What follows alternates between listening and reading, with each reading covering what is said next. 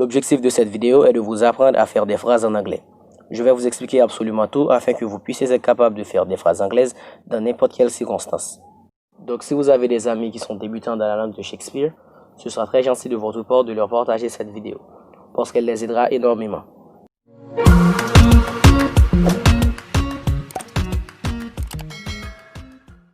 Donc vous allez voir très rapidement que ce n'est pas difficile de faire des phrases anglaises sans se servir du français qui est votre langue maternelle. Tout d'abord, il faut savoir qu'il existe les phrases affirmatives, les phrases négatives et les phrases interrogatives. Donc la construction de la phrase varie selon la forme. Commençons avec les phrases affirmatives. Pour les phrases affirmatives, c'est comme en français. Il faut suivre le modèle sujet, verbe, complément. Alors pour les sujets, je vais vous les apprendre dans cette vidéo. Pour les verbes, je vous suggère à la fin de ce cours d'aller regarder une vidéo que j'ai faite sur les verbes les plus utilisés en anglais. Le lien dans la description. Let's learn subject pronouns. In English, the subject pronouns are I, you, he, she, it, we, you, they. Pour la troisième personne du singulier, on a he qui veut dire il, she qui veut dire elle, et it qu'on utilise pour désigner un objet ou un animal. Par exemple, une table, un chien, une maison. Pour la troisième personne du pluriel, c'est simplement they. Et pour la deuxième personne du singulier et celle du pluriel, on utilise you, parce qu'il n'y a pas de tutoiement et de vouvoiement en anglais. Maintenant, passons à la construction des phrases. Dans cette vidéo, je vais utiliser seulement le simple present, c'est-à-dire le présent simple. Sujet plus verbe plus complément. Pour le sujet, je prends le pronom he. Pour le verbe, to write. Et pour le complément, a letter.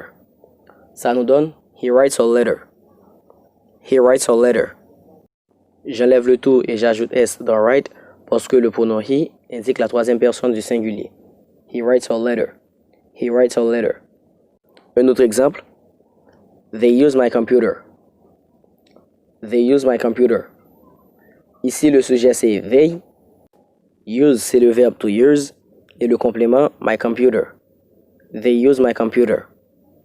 They use my computer. Un dernier exemple pour les phrases affirmatives. I love your sister. I love your sister. Les phrases interrogatives. Pour les phrases interrogatives, le modèle est auxiliaire, sujet, verbe. Ici, le plus grand travail est de savoir quel auxiliaire utiliser. Il y en a plusieurs, mais le plus utilisé est do. Je vous parlerai des auxiliaires dans la prochaine vidéo. Ok, maintenant prenons un exemple pour la forme interrogative. Do you want something? Do you want something? Vous voyez, pour l'auxiliaire, j'utilise do. Le sujet, c'est you. Et ensuite, pour le verbe, want. Je vais vous donner 5 autres exemples avant de passer à la forme négative. Do you have money? Do you have money?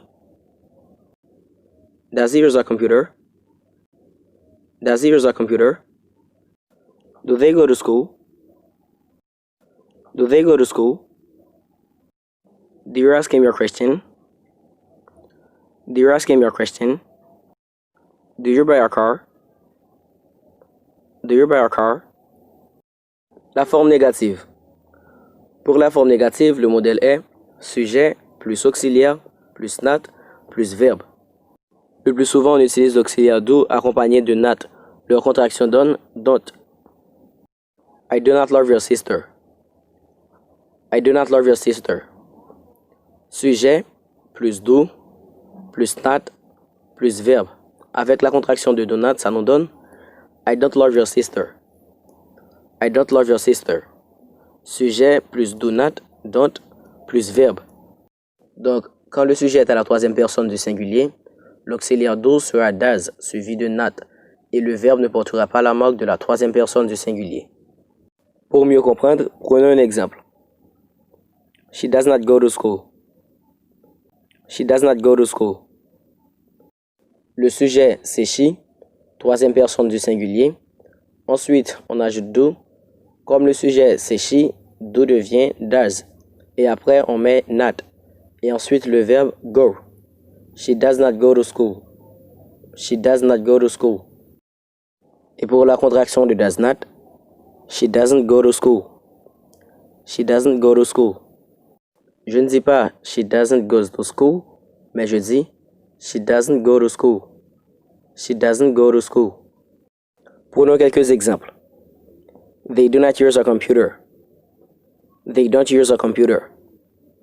He does not like cats. He doesn't like cats. We do not have money. We don't have money.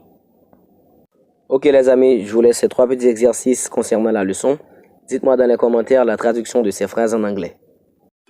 Si la vidéo vous a plu, n'hésitez pas de me donner un pouce bleu, partagez-la avec vos amis et votre famille. Quant à moi, je vous dis à la prochaine.